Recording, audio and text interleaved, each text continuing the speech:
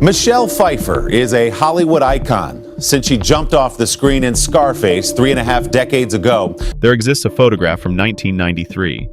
Michelle Pfeiffer stands on a red carpet draped in ivory silk, her smile radiant enough to stop traffic. The cameras flash like lightning. The crowd roars.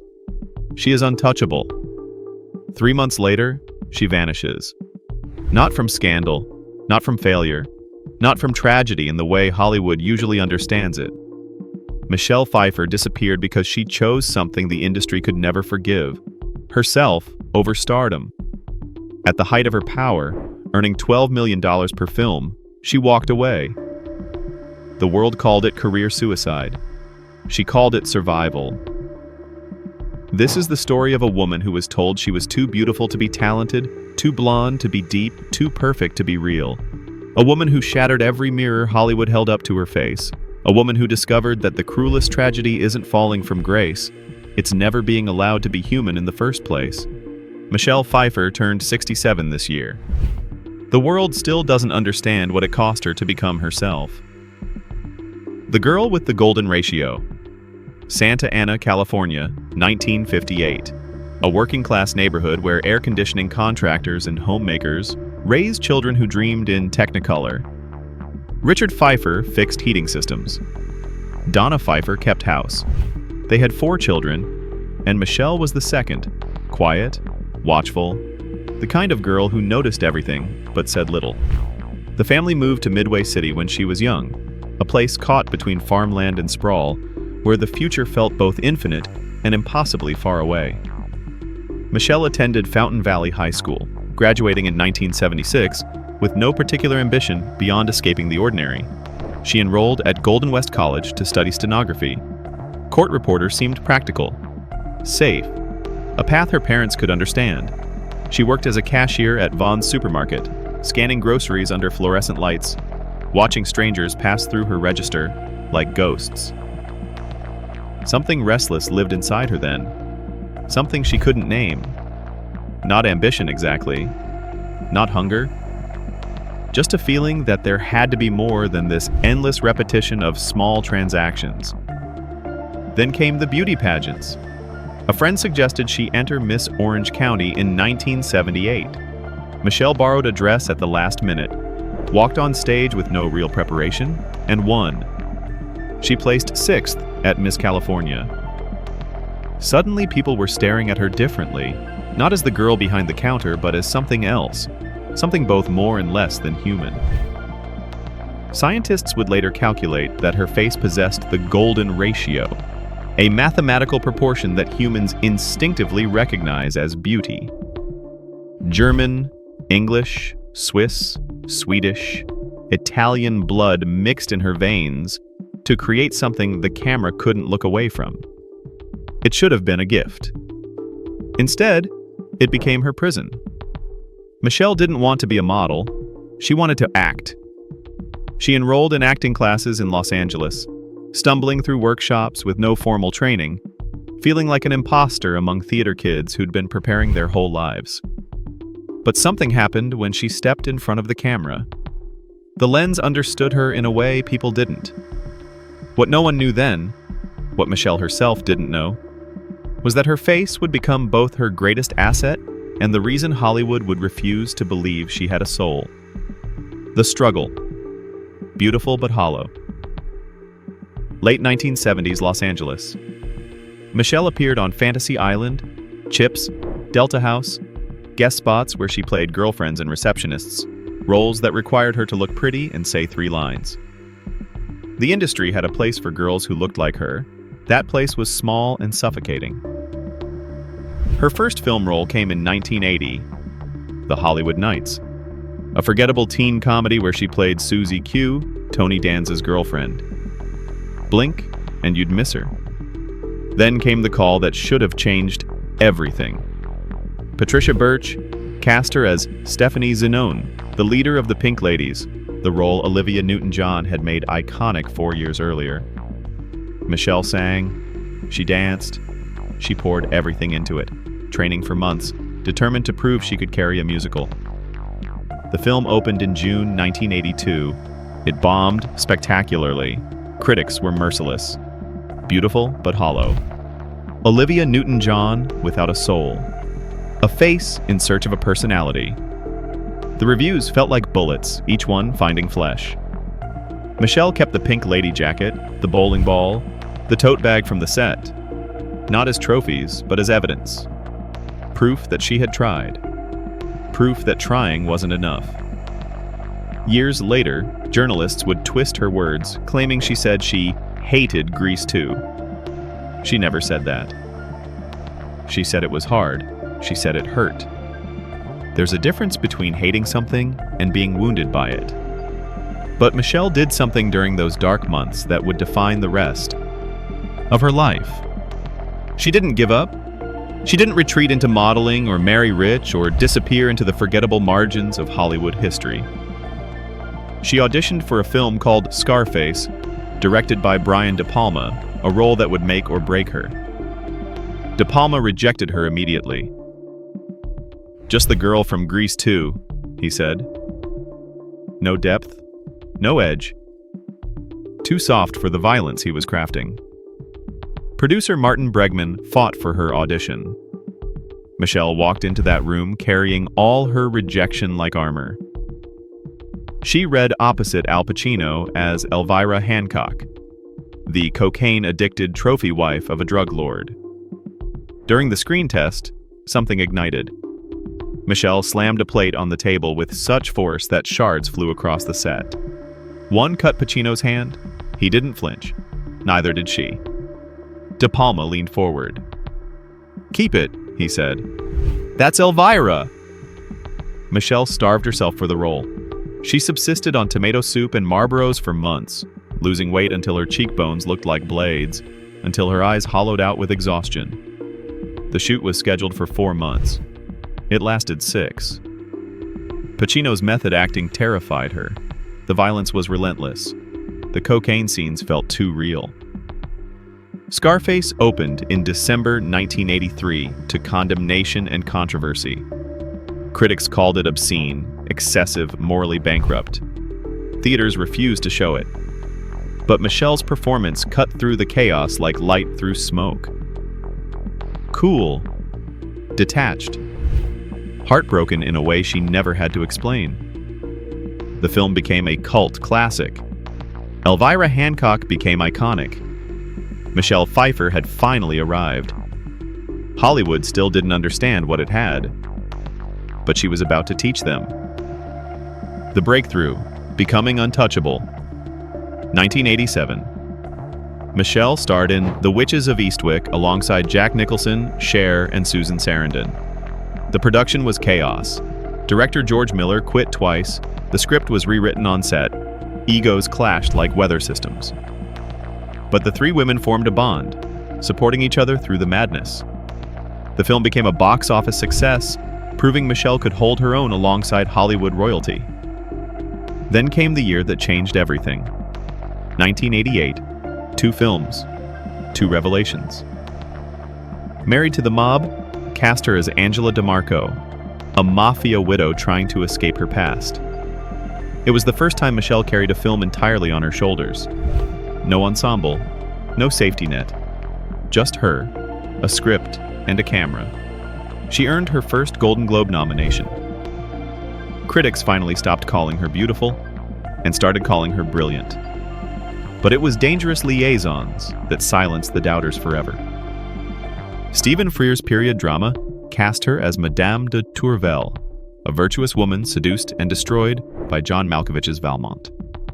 Michelle portrayed innocence not as weakness, but as a kind of terrible strength, the refusal to see evil even as it consumed her. The emotional shifts were seismic, delicate, devastating. She won the BAFTA award. She received her first Academy Award nomination for Best Supporting Actress. Hollywood had no choice but to acknowledge what had been true all along. Michelle Pfeiffer wasn't just beautiful, she was one of the finest actors of her generation. And then came The Fabulous Baker Boys. 1989. Michelle played Susie Diamond, a former call girl turned lounge singer who joins 2 struggling piano-playing brothers. She sang live, No voice doubles, no studio tricks. She trained for months, learning to move like a woman who'd survived by her wits and her voice, who carried loneliness like a second skin. There's a scene in that film that will outlive everyone who made it. Michelle sprawled across a piano in a red dress, singing Makin' Whoopee directly into the camera. It wasn't sexy in the way Hollywood usually understood sexy. It was something raw. Sadness dressed up as seduction, survival masquerading as allure. Every note carried weight. Every glance held years. She won the Golden Globe for Best Actress.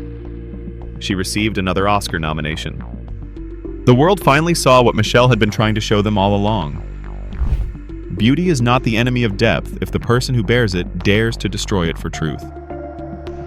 Michelle was now one of the most sought-after actresses in Hollywood. The 1990s stretched before her like a red carpet.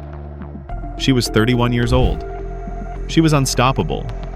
She had no idea how much more the industry would demand of her, or what it would cost to keep saying yes.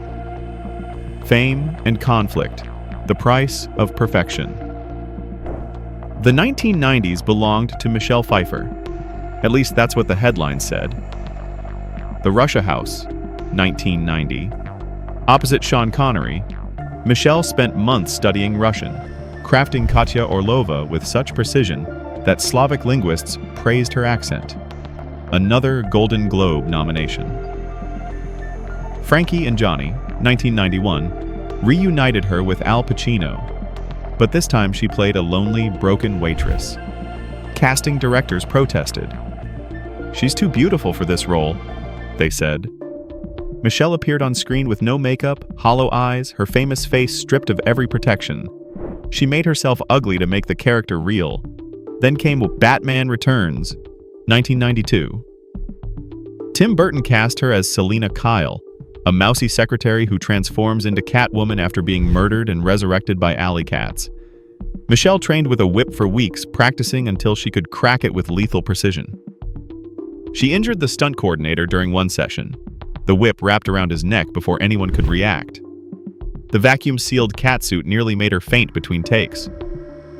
She performed her own stunts, moving like something feral and dangerous, licking Batman's face in a scene that became instantly iconic.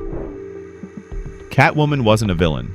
She was vengeance in a leather suit, rage wrapped in grace. The film grossed over $260 million. Michelle's performance entered pop culture mythology. Decades later, actors would still cite her Catwoman as definitive, untouchable. But perfection has a cost that doesn't appear on box office reports. That same year, Michelle received her third Oscar nomination for Love Field, playing Lorene Hallett, a white woman defying racial prejudice in the 1960s American South. She won the Silver Bear at the Berlin Film Festival. She appeared on screen with no glamour, no armor, just the raw humanity the role demanded. 3 Oscar nominations, 0 wins. The pattern was forming. Critics loved her. Audiences worshipped her. But the Academy kept finding reasons to give the statue to someone else. Michelle became one of Hollywood's 3 highest-paid actresses alongside Jodie Foster and Meg Ryan. She earned $10 million per film, sometimes $12 million. Dangerous Minds, 1995, cast her as Lou Ann Johnson, a teacher transforming inner-city students' lives. Michelle was pregnant during filming. Cinematographers framed every shot to hide her belly. The romantic subplot was cut. Gangsta's Paradise played over the credits. The film grossed $180 million worldwide. The Deep End of the Ocean, 1999, paid her $12 million. What Lies Beneath, 2000, paid her $10 million. She was at the absolute peak of her earning power, her fame, her influence, and she was exhausted. The roles kept coming, each one demanding she transform, disappear, become someone else entirely. White Oleander, 2002, required her to play a cruel, narcissistic mother. She stripped away every trace of warmth, making herself monstrous. Critics called it brave. Michelle called it necessary. But something was breaking inside her. Not her talent, not her discipline, something deeper. The part of her that had dreams beyond this endless performance. The part that wanted to be a person, not just a persona. Hollywood noticed nothing. The machine wanted more. It always wanted more. What Michelle did next shocked everyone who thought they knew her. Love and loss, the choice. No one saw coming. Marriage arrived young for Michelle. She met Peter Horton in acting class in the late 1970s, two struggling artists in a rented Hollywood Hills apartment sharing dreams and tomato soup. They married when she was 22. He was 28. Peter encouraged her to take the Scarface role when she was terrified. He believed in her when the industry didn't. But belief isn't always enough. They separated in 1988, divorced in 1989. No scandal, no tabloid warfare. Just two people who'd grown in different directions, quietly and inevitably. They had no children. The split was mutual, respectful, and utterly private. Then came Michael Keaton. They met in the late 1980s through mutual friends, both recently divorced, both navigating the strange loneliness of fame. He called her every night just to check on her. They kept the relationship intensely private, avoiding photographers, refusing to turn their love into content. When Tim Burton cast Keaton as Batman in 1989, Michelle was the top choice for Vicky Vale. Keaton strongly opposed her casting. He didn't want to work opposite his girlfriend every day for months. Didn't want their private life scrutinized and dissected through the lens of a blockbuster. The role went to Kim Basinger. Batman grossed $400 million. 3 years later, Burton cast Michelle as Catwoman in Batman Returns, opposite Michael Keaton. They filmed the entire production as exes, maintaining perfect professionalism, never letting the press glimpse the complicated history between them. The irony was almost poetic. There was Fisher Stevens, a 3-year relationship that began during a Shakespeare production in 1989. She played Olivia, he played Sir Andrew Aguecheek. They parted peacefully when their careers pulled them in different directions. No drama, no headlines. Just another love that couldn't survive the gravity of Hollywood. Then came the blind date that changed everything. Early 1993. A mutual friend set Michelle up with David E. Kelley, a celebrated Emmy-winning screenwriter and TV producer. The venue, a bowling alley. Not champagne and red carpets. Just strikes and gutter balls and conversation that felt like coming home. The friend who arranged it whispered to Michelle, "He's your future husband." She was right. 10 months later, November 13th, 1993, Michelle married David. The ceremony took place on the same day as their daughter Claudia's christening. Claudia, whom Michelle had adopted earlier that year as a single mother, before she'd even met David. David never hesitated. He embraced fatherhood from day one, making no distinction between adopted and biological, between his child and hers. They had a son, John Henry, in 1994. The family became Michelle's sanctuary, her reason, her revolution. They made a vow: never work together. Their marriage was sacred. They would not risk it for ratings or box office returns. For 3 decades, they've kept that promise. Through David's collaborations with Nicole Kidman on Big Little Lies and The Undoing, which sparked tabloid rumors about their professional closeness, Michelle remained silent. She made no statements, offered no denials, refused to participate in the machinery of scandal. Their children grew up fiercely protected. Claudia earned degrees from Princeton and Columbia, becoming a philosophy professor. John Henry found his own path away from the spotlight. Michelle shared only one photo of Claudia, captioned simply, "Out with my girlfriend." Every Saturday night for 30 years, the family has maintained one ritual: dinner and a movie. No phones, no work, just presence. Just love in its simplest, most radical form. But this choice, this decision to prioritize family over fame, came with a cost Hollywood couldn't forgive. Withdrawal, the tragedy. Hollywood calls quitting. After White Oleander. In 2002, Michelle Pfeiffer had disappeared. Not from life, from Hollywood. From the grind of perpetual transformation, the exhaustion of becoming everyone but herself. She was 44 years old, one of the most respected actresses of her generation, earning millions per film. She walked away. Michelle dissolved her production company, Via Rosa Productions. She stopped accepting most roles. She devoted herself to raising Claudia and John Henry, to building a life that existed outside the camera's hungry gaze. She and David bought estates in California, nearly 4 acres near Will Rogers State Park, redesigned by the White House interior designer with a sunlit library and garden pool. Another property in Woodside, Northern California, 9 acres with a horse barn from 1925, where Michelle grew vegetables and native flowers. The media called it career suicide. Columnists wondered if she'd lost her edge, her ambition, her relevance. The industry moved on as it always does, anointing newer, younger faces to fill the space she'd left behind. Michelle painted with oils not for exhibition but for healing. She rarely rewatched her own films. Each role, she said, had been lived fully in its own time. Revisiting them felt like exhuming the dead. She founded Henry Rose in 2019, a clean fragrance brand committed to total transparency. Every ingredient disclosed, no hidden trade secrets, the first dual certification from EWG and Cradle to Cradle. It wasn't vanity, it was activism.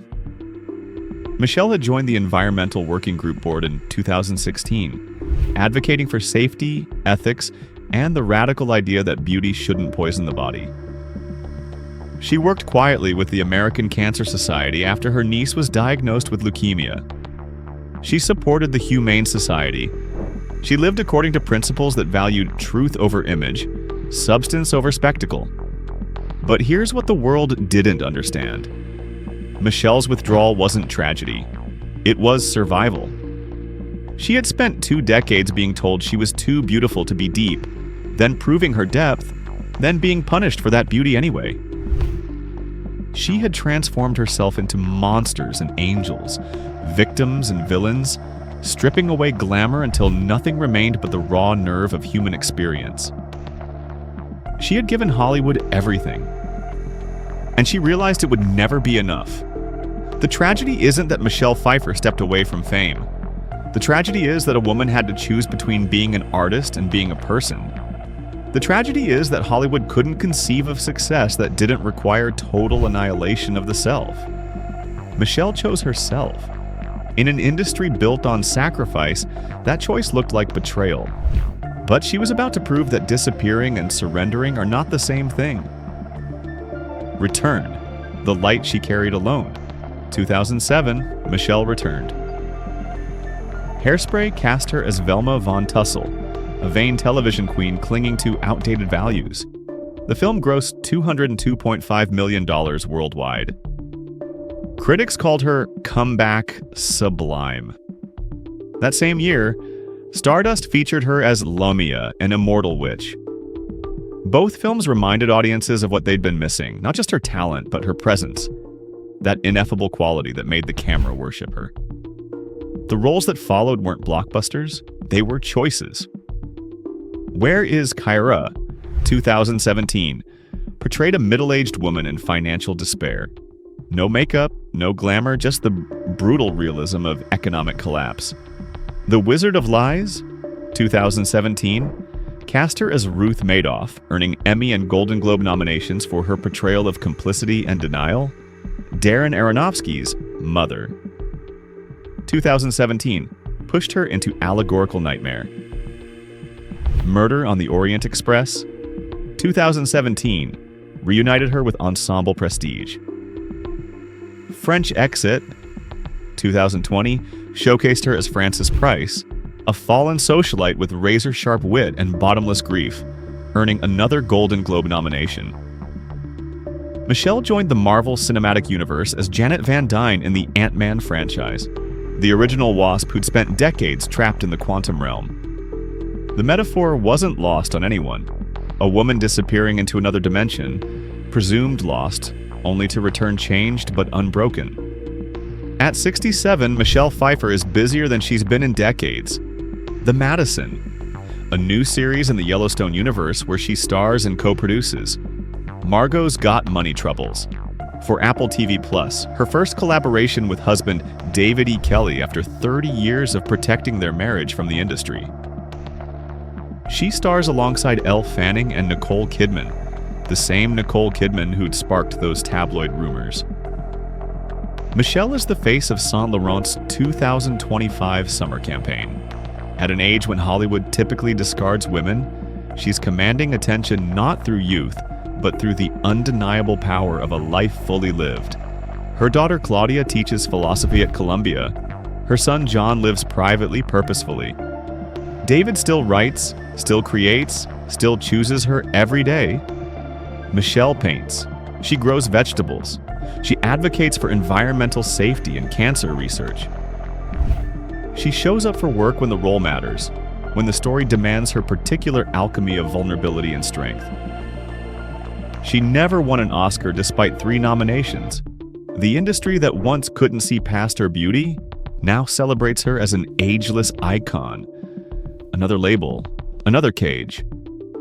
But Michelle has learned something that took decades to understand. Labels don't define you if you refuse to live inside them. In 2025, Michelle made a mistake. She shared misinformation on social media about Appeal, a plant-based food coating, incorrectly linking Bill Gates to its ownership and questioning its safety. The backlash was swift. Michelle did something rare in the age of defensive celebrity. She apologized sincerely, consulted with Appeal representatives, retracted her claims, and acknowledged her error publicly. Even at 67, she's still learning, still growing, still refusing to pretend she's flawless. That's not tragedy. That's humanity. Reflection. The woman who chose light. Michelle Pfeiffer was told she was too beautiful to be talented, so she became one of the finest actors of her generation. She was told beauty and depth couldn't coexist, so she destroyed her glamour again and again, making herself monstrous and broken and real. She was told fame required total sacrifice, so she walked away at the height of her power and built a life that mattered more than applause. She was told a woman's relevance expired at 40, so she returned at 49, 59, 67, proving that talent doesn't fade. Only the industry's imagination does. The tragedy of Michelle Pfeiffer isn't that Hollywood underestimated her. It's that she had to fight so hard to be seen as human. The tragedy is that a woman who gave everything to her craft still had to choose between art and existence. The tragedy is that her greatest triumph, choosing herself, was interpreted as failure. But here's the truth beneath the tragedy. Michelle Pfeiffer won, not with Oscars, not with uninterrupted box office domination, not with the kind of career trajectory Hollywood writes scripts about. She won by refusing to let the industry define winning. She won by building a marriage that lasted 30 years in a place where love is currency and loyalty is rare. She won by raising children who escape the spotlight's gravitational pull. She won by returning on her own terms, not as a supplicant begging for relevance, but as an artist who never forgot how to command a room. There's a moment in The Fabulous Baker Boys when Susie Diamond finishes singing. The piano goes quiet. The audience is gone. She stands alone in the spotlight, and for just a second, you see her entire life in her eyes. Every compromise, every survival, every small death that kept her alive. Michelle Pfeiffer has been standing in that spotlight for 45 years. The difference is she learned to carry her own light. Hollywood thought it gave her everything, but Michelle always knew she was the source of the illumination, not its reflection. At 67, she doesn't chase the spotlight anymore. She is the light, warm, steady, impossible to extinguish. And that's not heartbreaking. That's triumph in its quietest, most powerful form.